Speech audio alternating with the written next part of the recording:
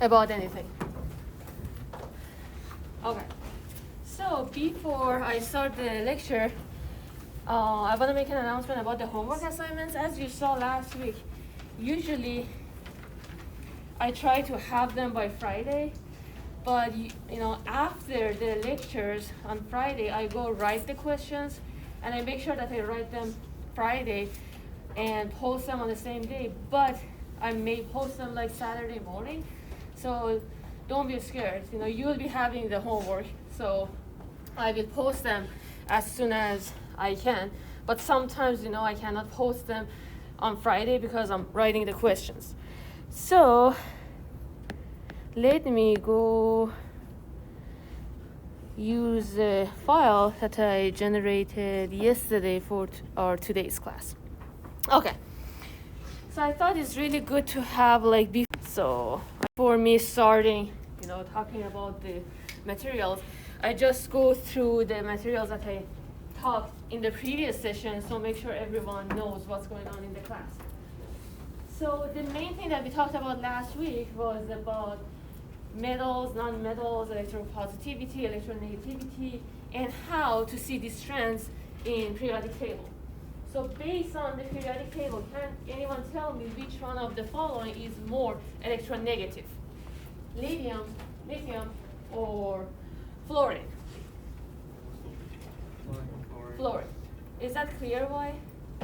Can anyone tell me why? So why fluorine is more electronegative? What's that? Placement on the table. Okay. It increases as you go to the right. Yes. So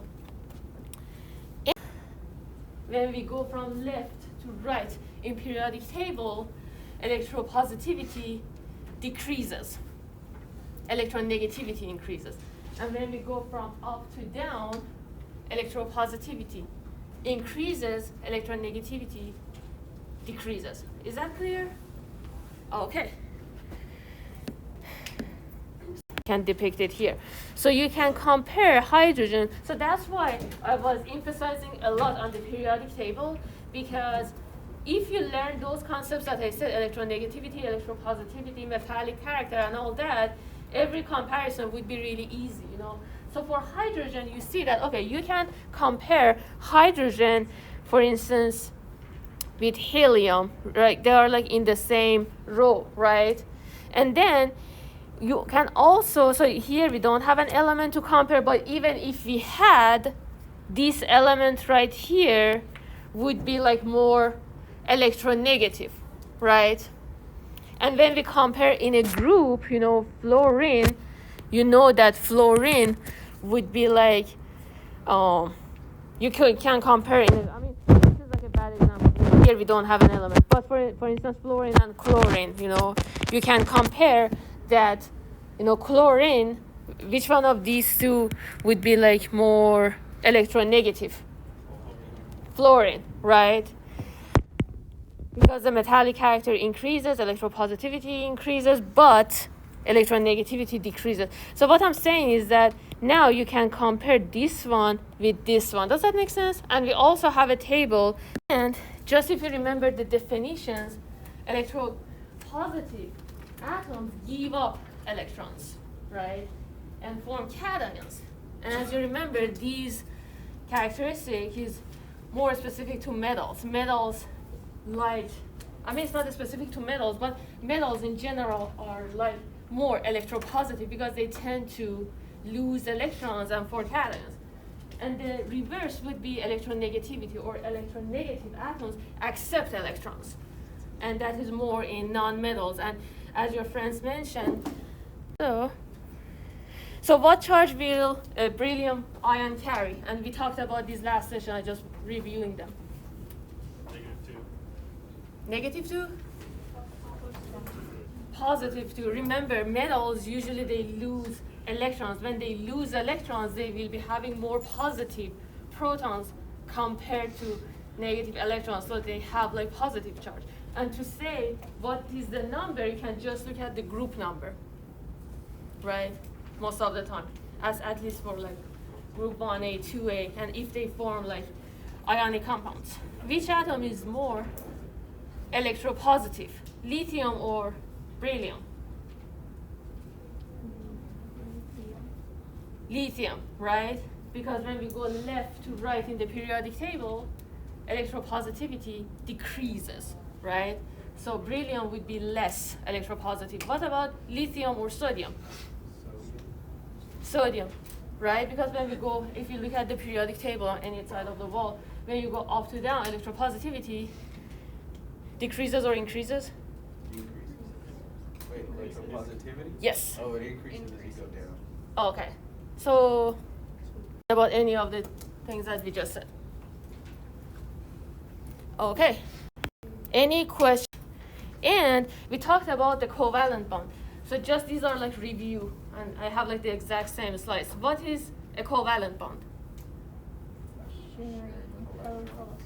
Yes, if you have like two atoms and then they share electrons, we call that bond covalent bond. And they can share two single electrons or one pair of electrons, it would be single bond.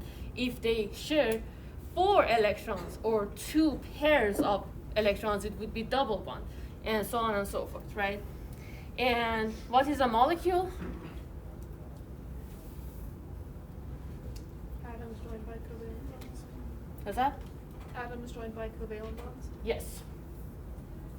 So any question about any of these materials? And as you see, I'm kind of like going slow in the next chapter and I'm behind the schedule, but I want to make sure you guys know all the materials, because if you learn chapter 1 well, after that I just tell you, okay, if we have like this compound, if it has like these types of bond, we call them these type of organic materials. If it's this, that, But if you don't know the basics, everything seems so complicated. That's why I'm emphasizing on these materials a lot. And we also talked about carbon. Can anyone tell me what was specific about carbon? Our course is carbon compounds. What is it specific about carbon that we are really interested in? Four bonds. Four valence electrons. Yes. What else? You can lose or gain electrons. Yes. So it's not that much electropositive. It's not that much of electronegative element. So it can both, lose or gain electrons, and we can have several compounds that they have carbon, right? And these two, I just don't go through them again, because just like remember how to write the Lewis structures of like different elements. So now, from now on, these are like new materials that I didn't talk about last session. So if I ask you in the exam or like quiz that write an equation for the formation of hydrogen molecule, this is how you depict that. Basically, we have, if I can make that pen work. Okay, I guess I write it with green because I didn't use before. Okay, so if you want to, okay, so if we want to write, my pen doesn't work, I guess, okay, now it works. So if we have like hydrogen atom, when we want to write the Lewis structure, how do we do that? Can anyone just tell me? Or in elements, if I tell you write the Lewis structure of chlorine, how do you do that? Valence electrons. Yes. So we write valence electrons. What else do we write? Element symbol. Yes. And can anyone tell me, we use a specific term to write or draw the element which represent nucleus and non-valence electrons? Kernel, right? So we write the kernel and valence electrons. So for hydrogen, we just write, H, the symbol of the element, which is the kernel, which is nucleus, and non-valence electrons, and we put a dot because it has just one electron in general, and that is its valence electron, right?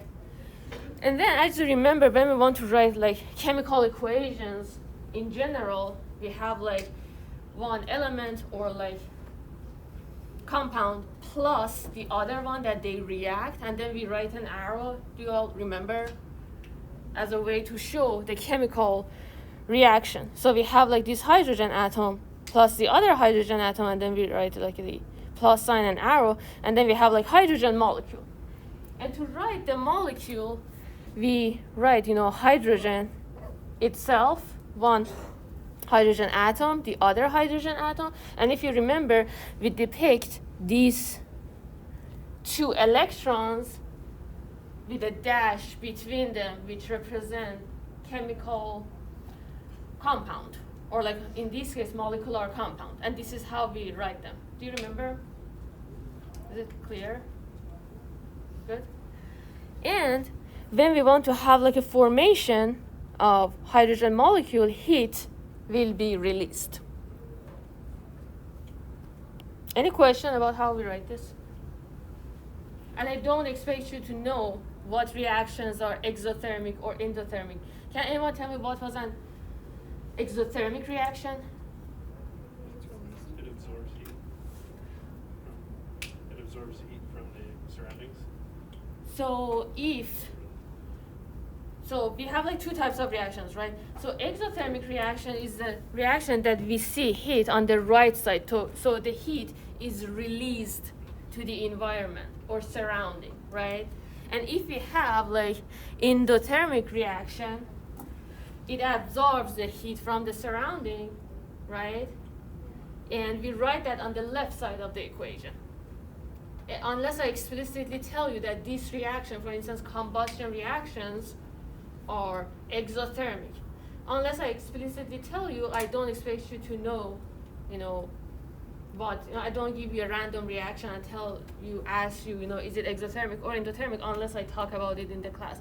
So in this specific case, I expect you to know that when we have two hydrogen atoms and they want to form a hydrogen molecule, heat will be released. So we have an exothermic reaction. Does that make sense? So, and you have an example in your book that says, the same thing, just with like chlorine. So when you want to write the Lewis structure of chlorine, you write Cl, the kernel, and then you put like 1, 2, 3, 4, 5, 6, 7. And as I said, like the Hans rule in orbital diagrams, first, pair them, have them like singly, and then pair them. You know what I mean? So don't write them like 1, 2, 3, 4, 5, 6, 7. I mean, in this case, the result would be the same. But if you only have like 4 electrons, like carbon, if you write it like this, it doesn't give you always the best representation. So always write this like that, right? And then in each side, you have maximum 2 electrons, like, Pauli exclusion principle. Does that make sense? Okay. And when you write this, individual chlorine atoms, you put them, when you want to form like a hydrogen molecule, basically you do the same, just write them 1, 2, 3, 4, 5, 6, 7. Here you write 1, 2, 3, 4, 5, 6, 7. And I advise you to have like the ones that are like single electrons, write the atoms so that they would be in front of each other, so you can bond, write a chemical bond between them. Does that make sense? So this would be like chlorine molecule. Any question about how we write this? Okay. Had like in this slide, here, as you saw, if I have like 2 single hydrogen atoms, or 2, hydrogen atoms. By default, they are like just 1 atom. Anyway, so if I have like 1 hydrogen atom here, 1 hydrogen atom here, and I want to form a molecule between them, the heat will be released, right? So if I have the hydrogen molecule, and now I want to have hydrogen atoms, so I should give it energy to break them apart, So that is you. And as I told you, I'm going to post all these slides after the class. So if I go fast, or like you still didn't complete finishing, I'll post them so you can catch up on your notes. So don't worry about it. So what is the bond energy? And it's really similar to the concept so can anyone tell me what is the bond energy, or does anyone know from the previous classes, or like in general?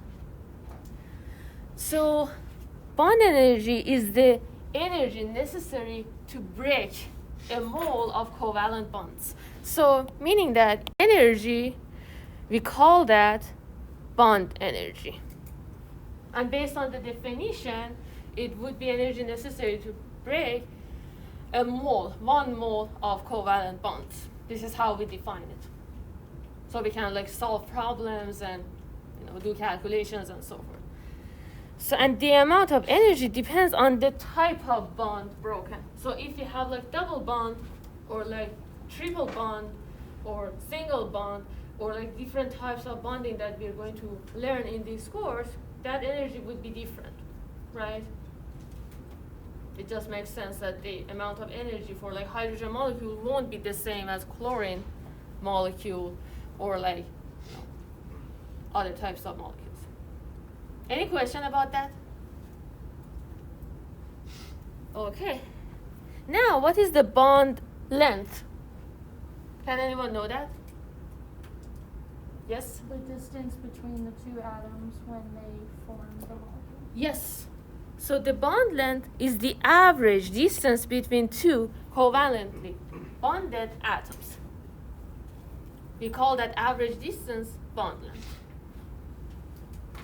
Is that clear? Any questions? Yes. Okay. Now, I talked about single bonds, triple bonds, or like double bonds. Now we have like more definitions, and kind of like more organized notes, I guess you can say. So, can anyone see the slide well? Isn't it? Okay. Just anytime, if you're not understanding what I'm saying or what I wrote, just like interrupt me at any time, just raise your hands and, don't let you, if you don't see what I'm writing, just don't, let it go, just ask me. So carbon-carbon single bonds. Okay, let me go back to this. Okay. As we talked about, carbon atoms can gain electrons or lose electrons. And also, they not only can share electrons with other elements, they can also share electrons with themselves, like other carbon atoms.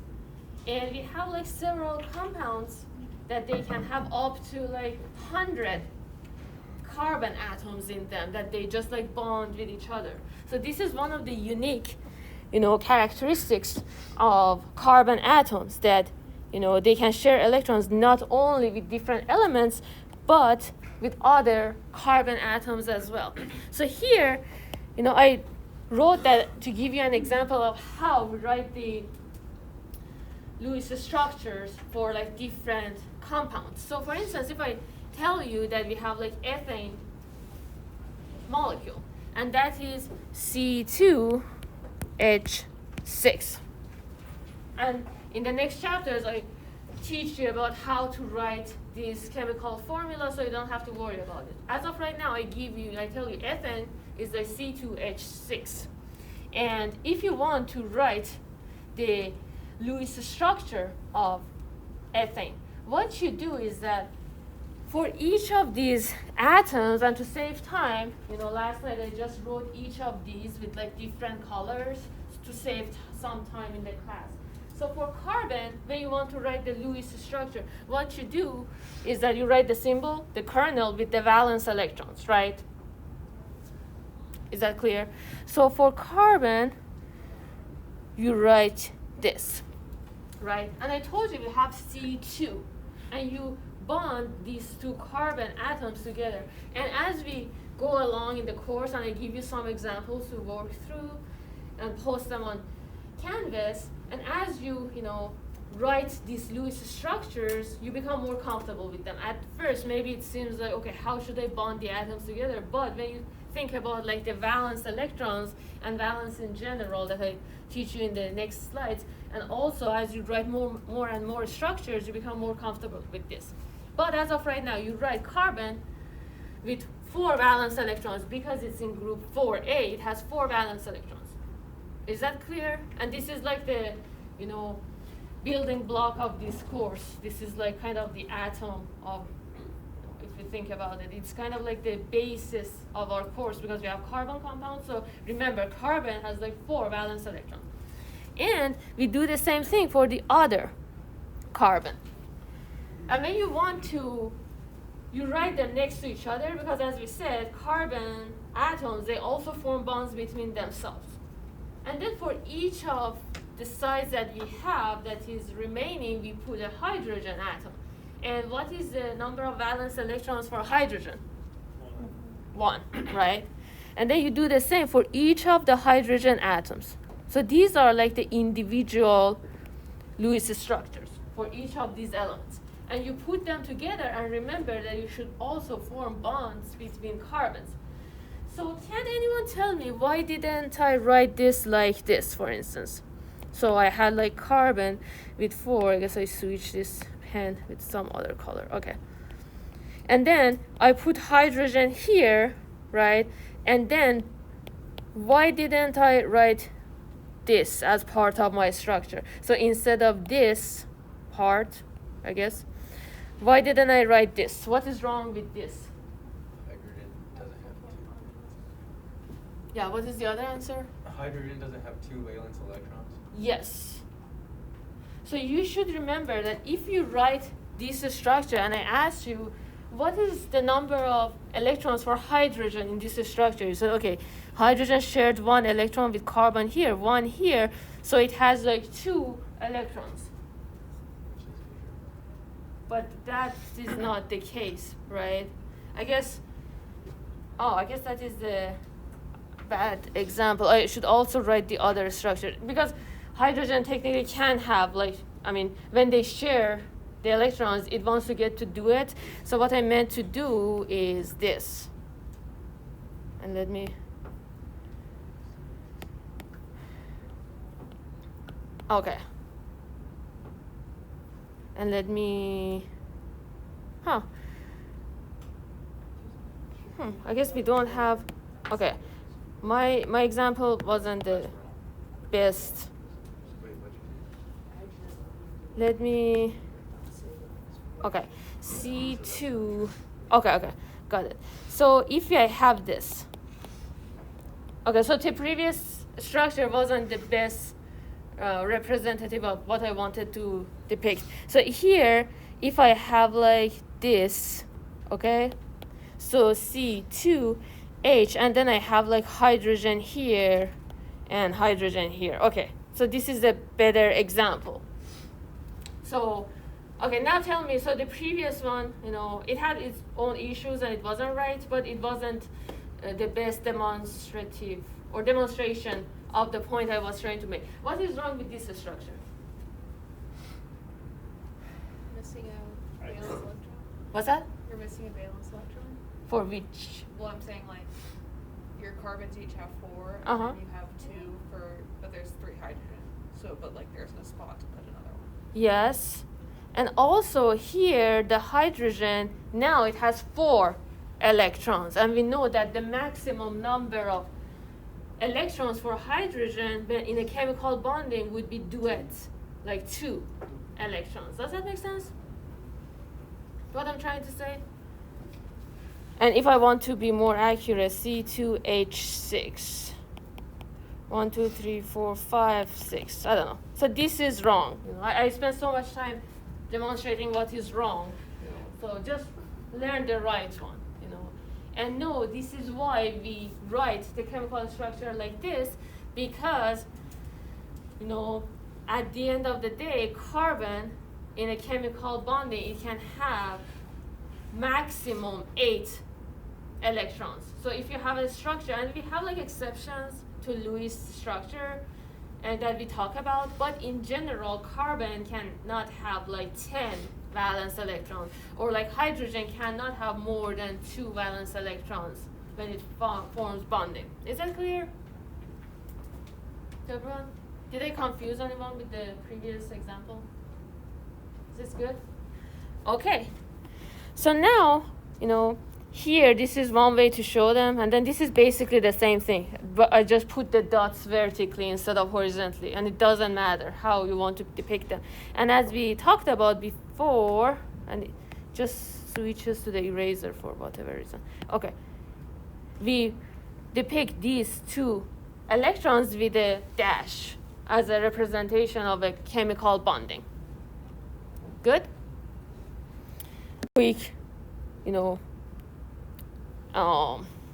reminder or like demonstration. Here, ethane, it has like 2 carbon, right? So now another example, hexachloroethane. And I talk about naming the organic compounds like in the next session, so don't worry about it. But as just like a, and then here we have like again ethane, so we have like 2 carbons, right? And then hexa means 6, right? Chloro, so we have like 6 chlorine atoms. Just kind of like to give you some idea that these names come from somewhere, but we talk about them, in more detail. And to do that, you see that for each, element, I have like the Lewis structure individually with different colors, right? So we write carbon, it has 4 valence electrons. The other carbon, again, 4 valence electrons, okay? And then for chlorine, the same. And then when you have like these 2 electrons, you form a bond between them. So you write this as this. And your book, sometimes for the brevity, it doesn't write the non-bonding electrons, so you can write the structure like this, but I advise you to continue writing the non-bonding electrons as well until you become so comfortable that if in the exam I ask you, okay, in this structure, how many non-bonding electrons we have in total, right? So you should remember that, okay, I didn't write this 6 electrons here, but chlorine reaches an octet, so it should have like 8 electrons. 2 of them are like bonding electrons here, so it has like 8 there. And then you say, okay, 1, 2, 3, 4, 5, 6. 6 multiplied by 6 would be like 36 non-bonding electrons in total. You know what I mean? So until you become really comfortable with non-bonding electrons, just write them. Does that make sense? Yes. You're saying those are the same thing, but stick with writing this one until we get really good at it? Yes. So write this one. What I'm saying is that I advise that you write the non-bonding electrons. So 2, 2, 2, 2, 2, 2. Right? So write the non-bonding electrons until you become comfortable and you know that non-bonding electrons exist even if you don't write them. Does that make sense? Any question about anything that we talked about so far? Is this clear? Okay. Now, let me tell me you were present. So now, we want to talk about radicals. And in general, did any of you have any of you heard of this word before? I mean, we heard the word in the news, like radical extremists, like those kind of radical. But in chemistry, a radical is a molecular fragment with an odd number of unshared or like non-bonding electrons, right? So if, for instance, we have like ethane molecule and we give it some heat, we can break it apart to 2 CH3 fragments, right? And if you see, now this one is left with just 1 electron. And this is kind of odd because usually we pair the electrons, right? So we say that, okay, we have like 2 electrons here, 2 here, 2 here, and now carbon, instead of having 8 valence electrons or like 8 electrons in total, it has like 7, right? So this is something that we call a radical. So it's kind of like a molecule itself, but it has like odd number of unshared electrons. And odd meaning that it's not even, right? Any question? So now, we later on, we learned that we call CH3 methyl. And as I said, I'm going to talk so much about like naming, so don't worry about that. There's me after the class and now know what is a radical. The other thing, that your book mentioned, and I'm going to mention here, how many of you know what is an angstrom? Angstrom? Yes? Is it a unit of distance? Yes, exactly. So, any of you know what is it equivalent to? So an angstrom is 10 to the power of minus 10 meter. As you see, it's extremely small, and that's why we use angstrom to refer to the bonding distance between the atoms, right? And carbon-carbon bond, for instance, in ethane is 1.54, right? Did I miss a E here? Yeah. I was like, this seems odd. Okay.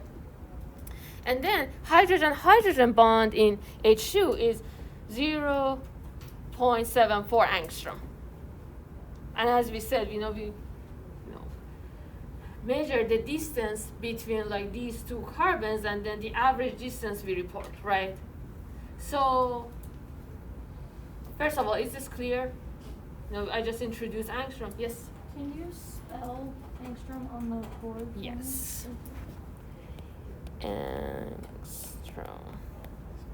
Okay, thank you. Yeah, and I hopefully did it right. You should double check. No. Okay. And in general, the shorter the covalent bond, the stronger it is. And again, like the discussion that I had with your friend last session, it's kind of like it goes back to the interactions between like electrons, nucleus, and so on and so forth, So when we have like the bond, when it's like longer, it's as if,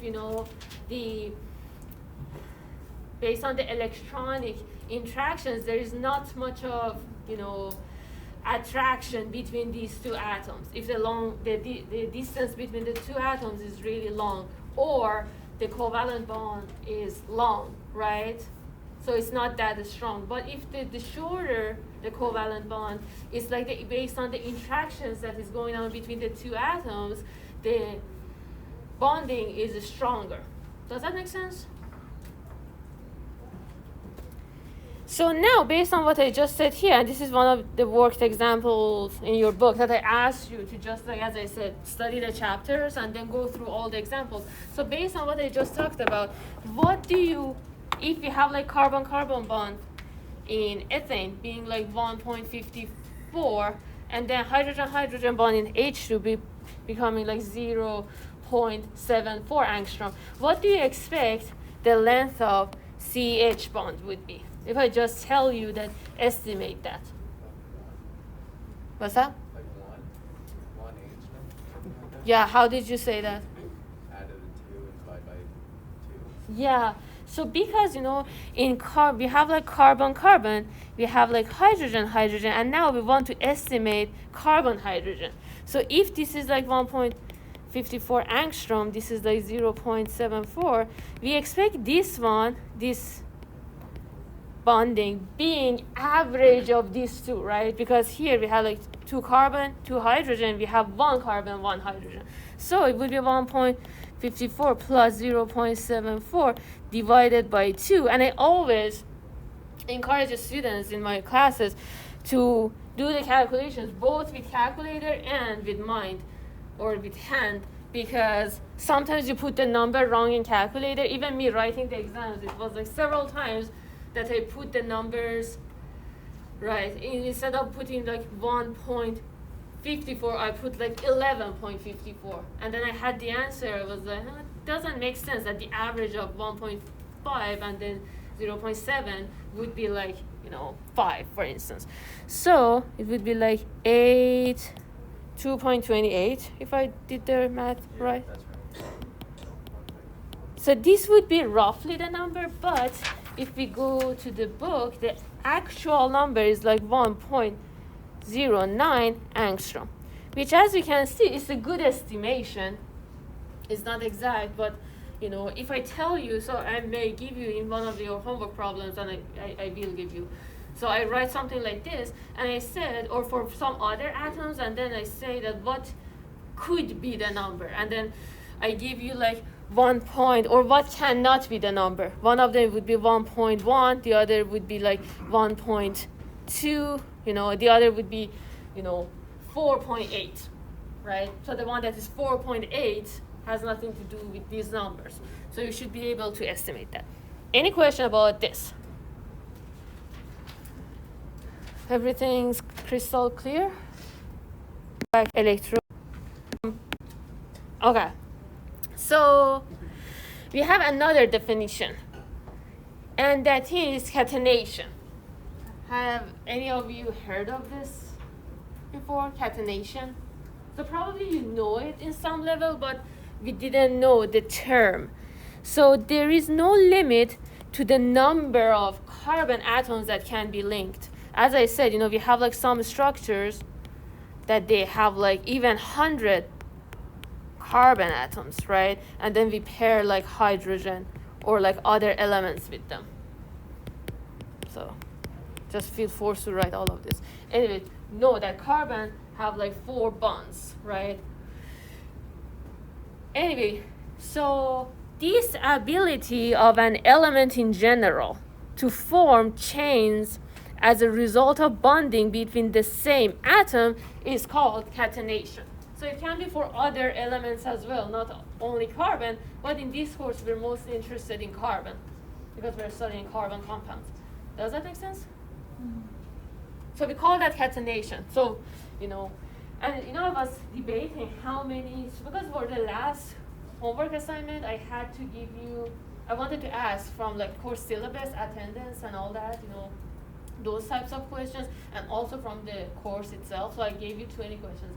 And I think I continue to give you 20 questions because when you have like more questions, it's more likely you see them in your exam, if you have like more questions. And I think, it would be better for learning purposes and you can use all your materials. So how many of you are okay with having 20 questions for your homework assignments? Okay. How many prefer less questions? Okay. Okay, so I just like give more questions because of the past work, But as I said, you can use all your course materials, everything you want. But after you're done with the homework assignment, just test yourself. And as you saw, I'm going to, I'm posting on Canvas all the solutions.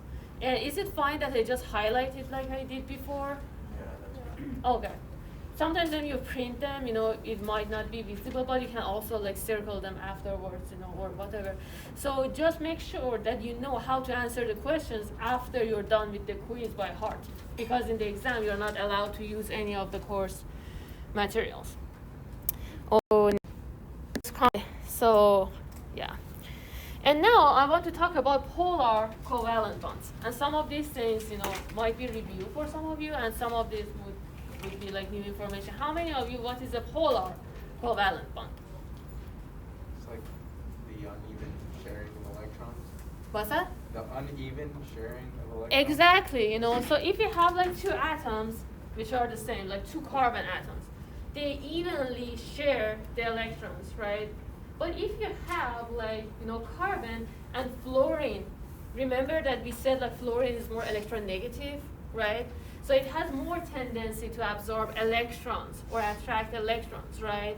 So one of them wants electrons less, the other one wants them more, so they have, they share the electrons unevenly in a sense, right?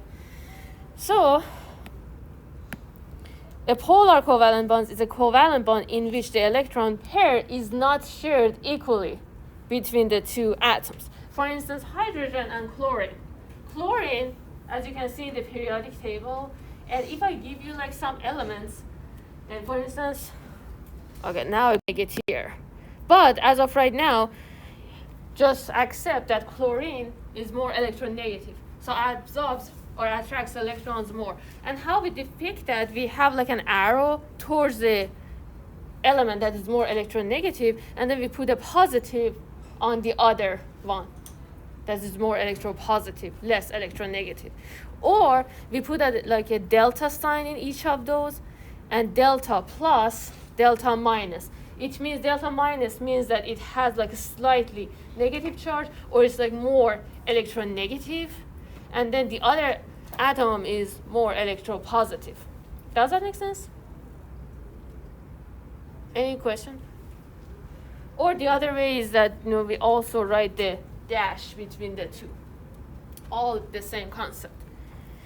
And here, something that was emphasized in your book, that the carbon-hydrogen bonds, which are so common, in organic compounds, require special mention. And that is that, carbon and hydrogen, they fairly have like similar electronegativities. And we can consider that nonpolar, or like, almost purely covalent. Does that make sense? So they have, nearly, they're not exactly the same, and I show you in the next slide, but we can also, consider that nonpolar. And then the polar bond, as we said, is type of a bond that the electrons are not shared equally between the two atoms. So I wanted to go through the last homework assignment one by one. I probably do that next session. But one thing, and I'm still continuing with this lecture, tell you that, okay, which of the following is not correct about carbon-hydrogen bond, and you may read one answer and think that's just, don't think that I'm done. But one thing, read all the answers to the questions. For like ionic compounds, I had several students, two answers were right. And I know as a fact, I think most of the students, they knew that what is an ionic compound, but they didn't, or like ionic bonding, but they didn't read all the answers. Always read all the answers. And even here, I made the one. So now this is like the table that I took this image really professionally, as you can see. And we have like different elements, and you should know, based on what I taught you, how to compare electronegativity. So just, you see that here, based on what I said previously, that hydrogen and carbon, they have similar electronegativities, but not the same exact numbers, you see? But they are like close enough. So which one is more electronegative? Lithium or fluorine? Fluorine or chlorine? And remember, when we go up to down, electronegativity decreases. And based on this, if I ask you, and I'm going to ask lots of questions from this in your homework assignment, that magnesium or like, for instance, silicon. If I ask you, or like, sulfur. If I ask you to compare those two, you should be able to compare, even if I ask you, for instance, to compare like chlorine with beryllium, although they are not like the same group or row, but you can compare this beryllium with fluorine and then fluorine with like bromine, right? Does that make sense? And okay, so I'm at 10:20, so I don't keep you guys here for longer, and I wish you really happy weekend.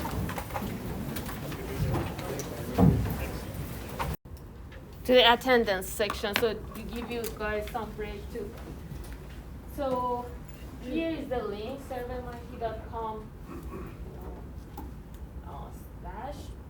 slash you guys, or dash slash r slash that thing. So drink some water too while you do that.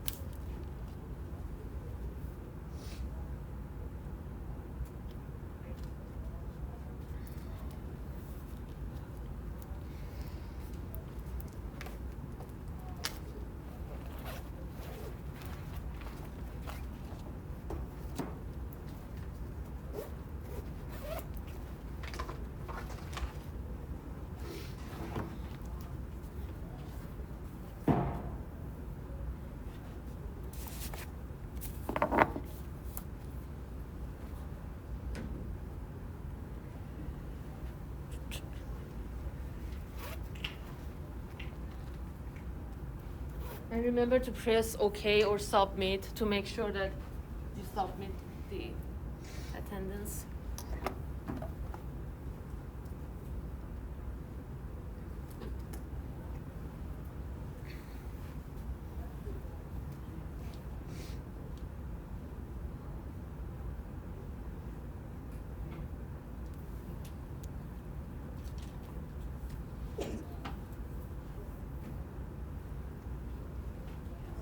Is everyone done with the attendance?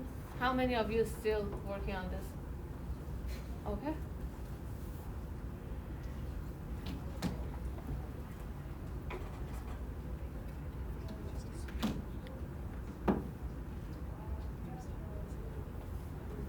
Is everyone having these handouts in general from last session? I'm kind of like a salesperson, you know, trying to sell you these things. And I had some students, you know, in general, mostly from my other class, that they emailed me after the class that I was in the class, I couldn't figure out SurveyMonkey, you know. And, you know, I have just like a trust-based system, so, you know, I take their word for them, but, you know, I tell my class, you know, later on, and I tell you guys too, I tell you guys as well, that if you have problems with this, just like, you know, raise your hand or come to me after the class, because after the class is over, everyone can watch the YouTube video and then say they were present in the class, you know. So, you know, I just want to have like a,